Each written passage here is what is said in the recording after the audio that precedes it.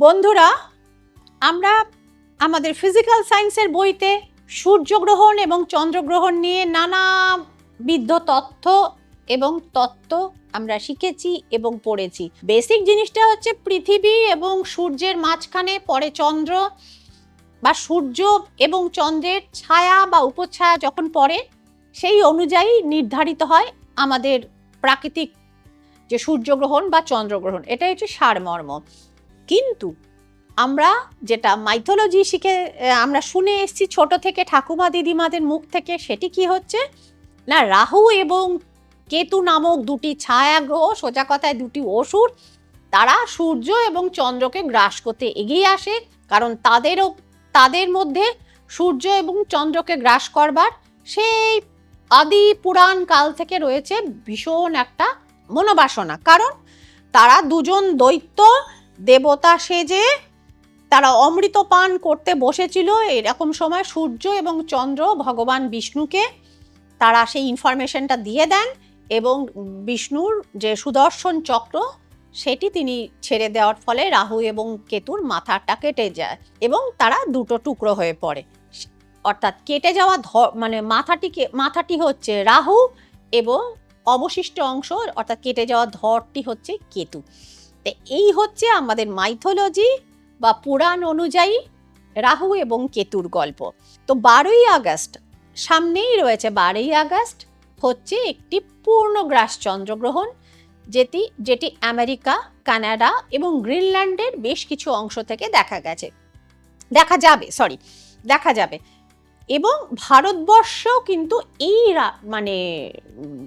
গ্রহণের প্রভাব পড়তে চলেছে। কারণ এটি পূর্ণগ্রাস সূর্যগ্রহণ এবং 1999 সালে এবং 2018 সালেও এরকম দুটি পূর্ণগ্রাস সূর্যগ্রহণ কিন্তু হয়েছিল।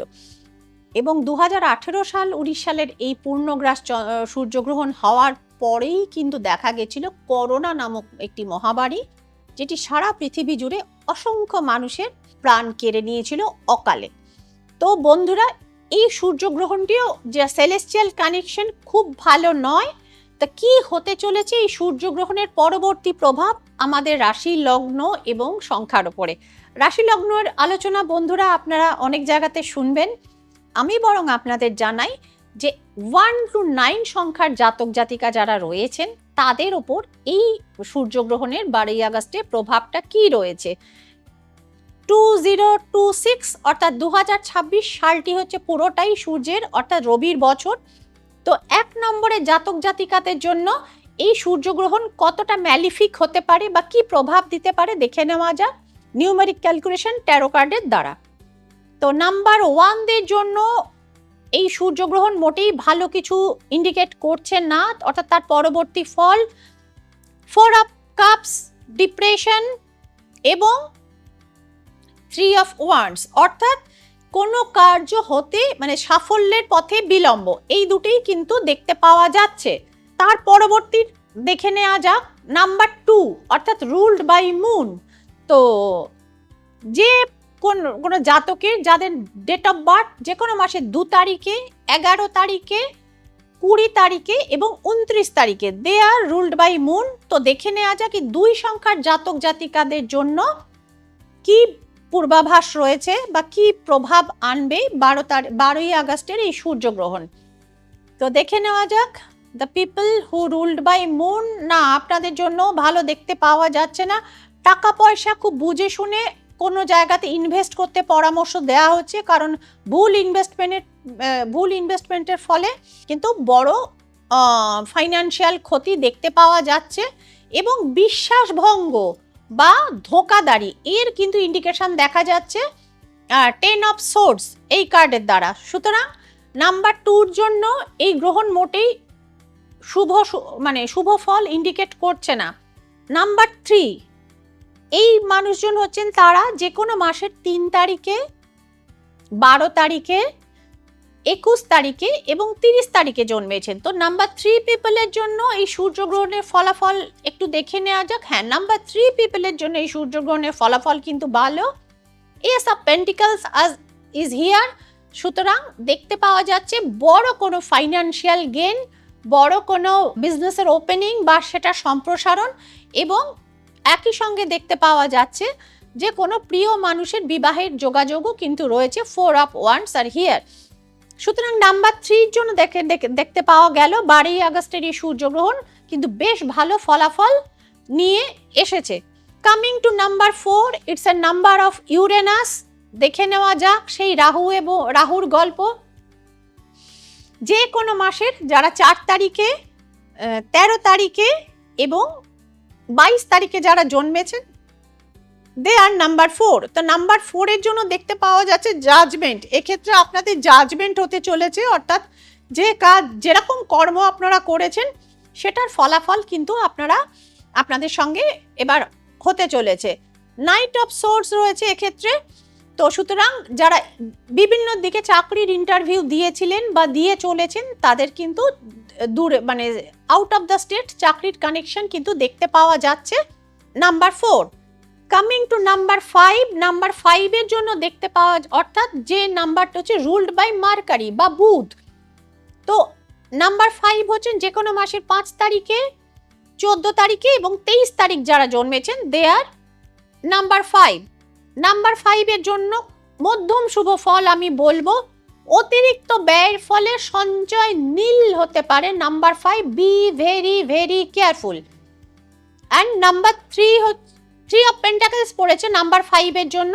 তো এক্ষেত্রে বলবো যে যারা শিল্পকলার সঙ্গে যুক্ত রয়েছেন, মিডিয়া সেক্টরে রয়েছেন, তাদের কিন্তু যথেষ্ট নামযশ বৃদ্ধি পেতে পারে নাম্বার 5। চলে আসবো নাম্বার 6 এর কথায়। নাম্বার 6 হচ্ছেন তারা যে কোনো মাসের 6 তারিখে, 15 তারিখে এবং 24 তারিখে যারা জন্মেছেন। তো নাম্বার 6 এর জন্য দেখে নেওয়া যাক এই 12ই আগস্টে সূর্যগ্রহণ কি ফলাফল নিয়ে এসছে। নাম্বার 6 এর জন্য দেখতে পাচ্ছি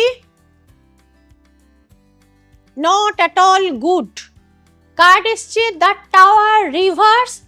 এই ক্ষেত্রে আপনাদের যে কোনো পুরনো সম্পর্ক বা দাম্পত্য সম্পর্ক কিন্তু খুব দুঃখজনকভাবে শেষ হতে পারে, সেই ইন্ডিকেশন রয়েছে। এবং সেক্ষেত্রে বলবো যে কোনো প্রিয়জনের হানিও কিন্তু এক্ষেত্রে দেখতে পাওয়া যাচ্ছে। So be very very careful number 6। চলে আসবো নাম্বার 7, অর্থাৎ যে কোনো মাসের যারা 7 তারিখ, 16 তারিখ এবং 25 তারিখ জন্মেছেন, দে আর নাম্বার 7 পিপল। তো দেখে নেওয়া যাক 12ই আগস্টের এই সূর্যগ্রহণ নাম্বার 7 পিপল, অর্থাৎ মানে নাম্বার ইউরেনাস পিপলকে কি দিতে চলেছে। তো মধ্যম শুভ বলবো। দূর থেকে আসছে কোনো চাকরি বাকরি বা কোনো কর্মোদ্যোগ আপনার জন্য, এবং সেটা বেশ কিছুটা দূরবর্তী স্থান থেকে কর্মক্ষেত্রে সুফল দেখতে পাওয়া যাচ্ছে। এবং 7 অফ পেন্টিকলস, প্রচুর অর্থ কিন্তু আপনাদের হাতে আসতে চলেছে নাম্বার 7। চলে আসবো number 8, it's a karmic number, number of Saturn. যে কোনো মাসের যারা 8 তারিখে, 17 তারিখে এবং 26 তারিখে জন্মেছেন, দে আর নাম্বার 8। তো নাম্বার 8 এর জন্য দেখে নেব যে এই সূর্যগ্রহণের ফলাফল কি হতে চলেছে। নাম্বার 8 এর জন্য দেখতে পাওয়া যাচ্ছে মধ্যম শুভ ফল, the hermit.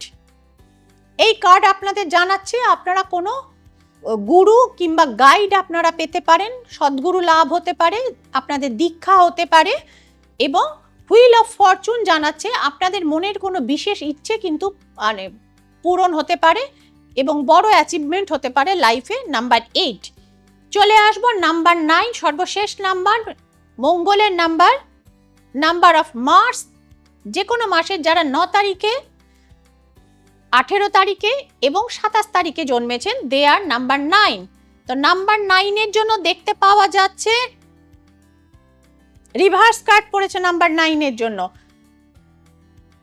9 of pentacle, 9 of wands এবং অ্যান্ড ইটস রিভার্স। সুতরাং অপেক্ষা করলে যে দরজাটা আপনাদের জন্য খুলতো সেটা খুলতে আরো খানিকটা দেরি কিন্তু হবে। এবং ইভেল আইজ রয়েছে আপনাদের কর্মক্ষেত্রে এবং আপনাদের কেরিয়ারে, আপনার সাফল্যে। The black shadow is here.